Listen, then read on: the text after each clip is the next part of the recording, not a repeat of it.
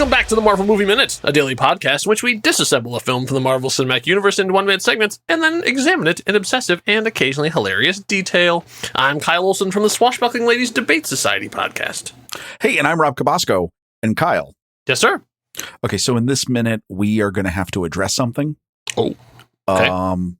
That thing we're going to address, let me just tell you a couple things it's not. It is not the fictional hard rock band from the 2001 Canadian film Fubar. Oh. I'm not talking about a particular species of bird. I'm not talking about a particular DC Comics character. It's because it's Marvel, not DC. Right. I am not talking about the creature from the 2001 horror film whose title begins with the word Jeepers. I am also not talking about creatures that are found within the video game Minecraft. I am talking about one Colonel James Rupert Rhodey Rhodes, Creeper. Ooh. What is the deal, man? What are you doing? Bold words. Wow. Take him to task, Rob. Dude, creeping, man. What is he and Drax might as well just go get beers at the end-to-end game because come on. Get your own roof. Anyway, I've said too much. Because here we are at minute 114 of Iron Man 2 for 2010, directed by Jon Favreau, and it turns out our duo is actually a trio. So we pick up where we left off, which is Tony and Pepper are having a heart-to-heart conversation, and Tony's actually opening up a little bit, and he's showing that he's grown and changed over the course of having a drunk Russian with whips try and kill him on multiple occasions. Shoving an experimental thing into his chest has opened his heart, I guess. No more palladium poisoning. Nope. Right? Nope. Yep, no more checkerboard patterns on his neck. He knows that his very, very, very short time, his little muse turns out to be an agent that will kill him in a second. That's He's right. done with all of this. That's right. Life is different. Yeah. New. So he took off that malfunctioning helmet. Right. See? He's trying to explain all this. He's trying to open himself up. He's trying to get Pepper on board to show that he's a new man. He's changed. He's different. Baby, please take me back. And so he continues on with his opening statement, which started with, "You've taken such good care of me," and finishes it with, "I've been in a tough spot, but you got me through it, so," right? It's just like, you could have kept on going there, but fine. Sure. Pepper says, "Thank you." Tony says, Yes. "Yeah." Pepper says, "Thank you for understanding." Tony says, Yeah. Let's talk cleanup." Pepper says, "I'll handle the transition. It'll be smooth." Tony said, "Okay, but what about the press? Because you only had the job for a week. That's going to seem..." He's like excuses didn't work. Okay, so let me apply more to your ego. Like you're ruined. No. Right. So Pepper says, "Well, with you, it's like dog years." So I like this thing just occurred to me. So that just so everyone knows, the whole dog years to human years thing isn't really true in the way that most people believe it. Like the whole 7 years to 1 year thing is not actually accurate. It depends on the breed and size of the dog, and also it's a sliding scale. So when they're a puppy, yes, that probably is true. But as they get older, that time frame compresses. So I don't know if this is common knowledge, but it's one of the things I learned later in life that I was like, oh, but I still have people using it like the 7 to 1 thing. I'm like, well, that's not actually true. If you talk to any veterinarian, they'll tell you by the end of their life, it's sort of almost in real time. Like it's sort of, they catch up, but whatever. It is interesting. That's an interesting point you make there, because my understanding was their metabolism, everything, it changes. Yes. It changes dramatically. So yes, that first 3 years is okay. A lot happens. 7 to 1. Yeah. Right. And then it totally does. It gets gradual. Oh, which is good. Right. All right. Yeah, exactly. Long.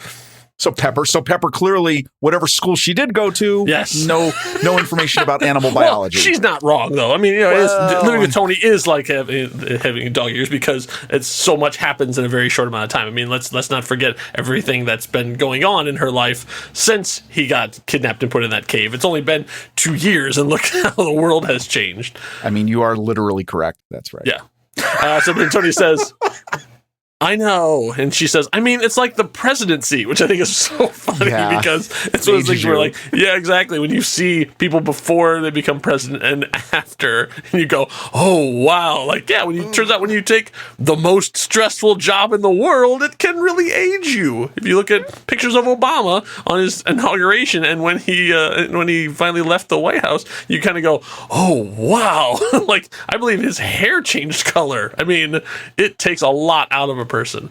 But on that note, they kiss. That is when they like, yeah, Tony did, I believe it's Tony that initiates this. Tony then kisses Pepper. And even though it's a surprise, it seems like he read the signals correctly because she responds. She does respond. Yeah. Yes. So the two of them have a mutual kiss. So it's not like, it is a bit of a sniper kiss, but it still does the job. Did you get, it is, but I have to say, the music, everything, it is really one of the, John Dabney, man.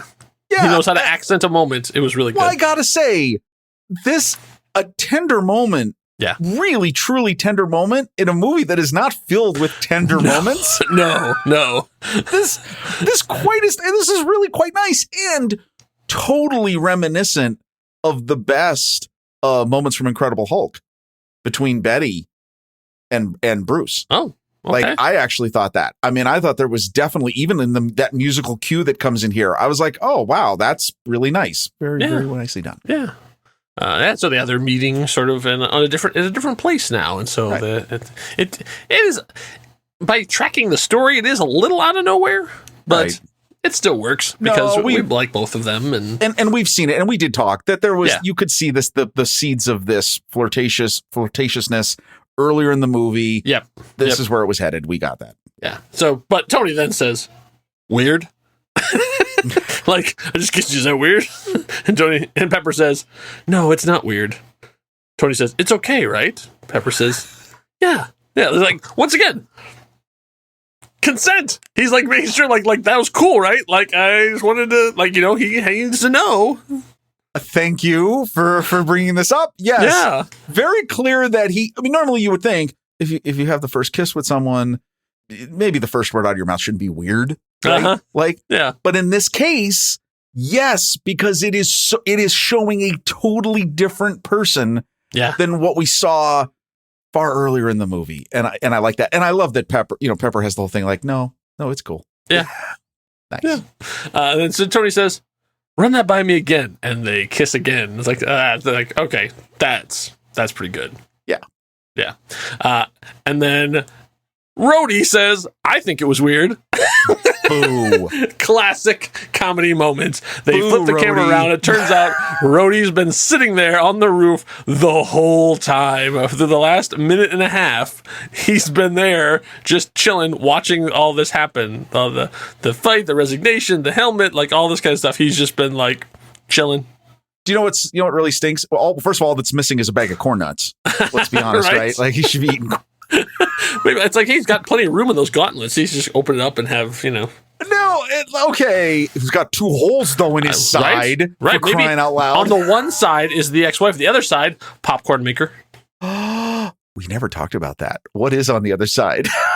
Can you imagine, like as he's talking, all of a sudden the right side just opens up like Jiffy Pop, and you just see the popcorn just come spilling out. My God, that would be so amazing. Where's the art? Where's the fan art that doesn't do that? That's incredible. Fan. Yes. No, I mean, again, what though? It's funny, but it's super creepy, man. It's a little creepy. What are you doing? It's the whole time. Like, you could have said something at any time, but there does come a point where you're like, I've sat here too long. Like, they don't know I'm here, and now it's been too long that I haven't said anything. And then when they start making out, that's like, okay, now it's really gone too long, and I have to say something. And what are you supposed to do at that point? Because honestly, with all props to him, like the character, well, there's no other way to get out of this, because anything you do now to leave, they're going to hear you. Right. And then when they hear you, what do? Do you just kind of look at them and smile and just take off? And this actually reminds me of an episode of the It Crowd where one of the IT technicians goes in to fix something underneath someone's computer, and the woman is wearing headphones and comes back and sits down. And so he's under her desk, but she can't hear him. Jeez. And so he's like, okay. So then he turns to leave through the other desk that they're faced together, and the other woman comes and sits down. Oh, and no. sits there. So now he's stuck in there, and it got to a certain point where there's no way to get out of it without like having a trip to HR. Like he's like, right? I don't. So that it becomes the whole thing of like, how do they get him out from underneath this desk without anybody freaking out? But it kind of reminds me of the same thing. They're stuck in the room, like, I don't want to be here, but I don't know how to get out of this. So, all right, hey, I think it was weird. You need to do. This is like the bathroom stall. Immediately, he needed to do a. Right, but she had headphones on. She oh no, yeah. I'm talking Rhodey. Oh, here, Rhodey yeah, exactly. Immediately do a. Are you guys okay? Right. I'm here. Just FYI. So then I'm taking a breather. They stop and turn and realize that he's been sitting there the whole time. Like as we're gonna find out, he's been there before they landed on the roof. So he said, "You guys look like two seals fighting over a grape." Which I guess only your friend can say these kind of things to you. Which, by the way, I didn't know that phrase. Now, you would think, so like, what's the meaning of that phrase? And there's no etymology to it or whatever. But the phrase isn't just, you could take it as like he's saying, you guys don't know how to kiss, right? Because you're weirdos, right? No, the phrase is intended to use when a third party is watching two people kiss and it's making them uncomfortable. Oh, so that's the intended meaning of it. Yeah, it isn't. And I noticed that when I looked it up, I was like, because what does he really mean by that, right? Like, is it just that you two guys are gross? Like, you clearly don't know, like, this is new to you both? No, it's absolutely implying that their third party is watching and they're uncomfortable. Okay. All right. Sure. Way to go, Rhodey. And then, the thing that Pepper's first instinct is that this is an inappropriate job situation. Like, that is her first thing, because she says, I had just quit, actually. Like, her first thought is, like, no, this isn't, like, my boss isn't kissing me. Proper. Like, I'm no longer in the company. It's okay. Yeah, like, exactly. Like, don't put this in Forbes. Like, it's fine. Poor Pepper. Then Tony, following her lead, is like, yeah, so we're not co-workers. Like, this isn't not a weird boss situation thing. Rhodey said, you don't have to do that. I heard the whole thing. Like, he's like, I'm on board. I'm caught up. It's cool. And so then immediately the tone changes and Tony goes, you should get lost. Yeah, well then, dude, you can leave now. Yeah. And Rhodey's like, I was here first. Get a roof. That's such a good line. That is a great line. I think I'm guessing that's a Cheadle. Yeah. That's a Cheadleism. And Tony said, I thought you were out of one-liners. And Rhodey says, that's the last one. And literally, it is the last one because, like, I've seen the rest of the movie. How great has been, and I thought about this when you're reminded of that kind of wit he has.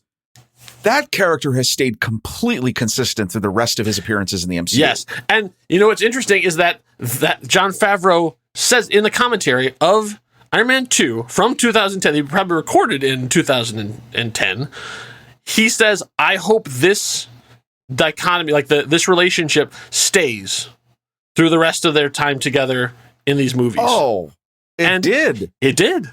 Yes. Because even now, like as we've just recently seen that Rhodey has shown up again in the MCU post Endgame, and he's the same guy. Like Cheadle has this character down, and he's still this same sardonic, laid back, wit, but super dry, like serious, but like laid back. Like he doesn't. Nothing really rattles him. Which I really like. Like, he's very, like, even keel and stuff, too. And he's really funny without ever, like, cracking jokes. Like, he just has this flat affect that is really, really funny. And, and so, it's interesting that they, like, established this so early and then retained it through the rest of his time in the MCU, which, of course, is not over. Can I just say a ridiculous comment? Sure. There's a part of me, when I reflected on this scene, do you know how much I wish that there was a way for Tony Stark to have recorded this and somehow it gets played later on in a future movie or something and laugh. You're going to laugh when I say this. Do you know how much I want to have a scene where Rhodey is making out with Captain Marvel and then a little thing pops up where Tony says, "You look like two seals fighting over a grape." That's funny. Which is a totally different. I mean, that's a deep dive in a totally different direction. For those of you who are comic book fans, in MCU continuity, Rhodey and Captain Marvel were a couple for a long time. They in MCU they sort of gave a little wink to it. Tiny wink. Endgame. Yes. But never really more than. And that could be. It could be that is something that's going on, but that in the comic book they actually were a fallen couple until Rhodey died. But don't worry, he got better. Yeah, it's fine. Anyway, it just made me laugh because that would make Tony. That would totally make sense. What a callback that would be. But anyway, well, there is an AI Tony that was running around for a while, so maybe have the AI Tony show up and say this kind of stuff. So they continues on. Tony says, "You kicked ass back there, by the way," and so Rhodey says, "Thank you. You too." And then it's interesting that there's some ADR going on here. So they cut to like his back, and you hear him say, "Listen, my car got taken out in the explosion." Clearly recorded at a different time, because when they cut back to him, the tone of the voice entirely changes. And and when they flip to like his like actually on camera, you can see him saying, "So I'm gonna have to hang on to your," and that's where the minute ends. It's right in the middle of that I think sentence. it ends right at, "I have to hang on to your." Is it? There's okay. All right. Yeah. We'll have to, I don't know what that is. Yeah. Sandwich? Is he holding a sandwich for him? I mean, there's lots of room inside the well, they're hungry. Concessions. There's no whipped cream left, but I mean, there might be sandwiches. That's true. So, like, I don't know. My car got taken out of the explosion. Like, it's like, oh man, we saw he had a really nice car. Remember the Audi that he was driving at Tony's place? And that's complete garbage. Oh, of course. Because he didn't drive his car there. No. He doesn't know that. Like, it's well, again, he might have driven there. They might have shipped the suit and he might have put it on backstage. No, they're not shipping. That suit's not going anywhere without him. Maybe he's in a trailer. I don't know. Ooh. How does he know his car got taken? He's been busy. He doesn't. Yeah. That's his another. It's a weird. It's a dry Rhodey ADR. Yeah. So so that's the other thing. So while we're talking about the other features of War Machine, if you are of an artistic bent and you would like to draw some of the other features that the War Machine armor had on there, perhaps you could share those images with us on the place for really cool images, and that's Instagram. We have our very own Instagram account at The Next Reel. In the comments, post the image. Like I would like to see the War Machine popcorn popper. What other features does he have hidden in there? What's in those gauntlets? What's in those shoulder pads? What's in his backpack? Come on, I want to know. Draw it. Show it to me. Post it on Instagram. Even tag us. Inspired by, at The Next Reel's Marvel Movie Minute, I drew this, Rhodey this pop. Jujubee dispenser. Like whatever it is. I don't know. Can you imagine? Or dots, whatever the little squinty. Can you imagine if he was just standing there? That's what he should have done when he's watching them being the creeper. He's just sitting there, and then the thing That's goes what up, I'm saying. and he goes to pull, and he. Yeah, right. Exactly. He's got like a beef jerky dispenser in one of the gauntlets. Just cha-chink, it like pops up, and it's just a thing of beef jerky. Step into it, and he just takes a big bite out of it. Oh my God. I want to see it. Show it to me. Draw it. Pencil it. Whatever it is, your artistic abilities. I want to see it on Instagram. Tag us. So, in the meantime, we'll be back here for minute 115 when we say goodbye to our girl Friday and hello to our favorite Canadian reporter. Enough said. Bye.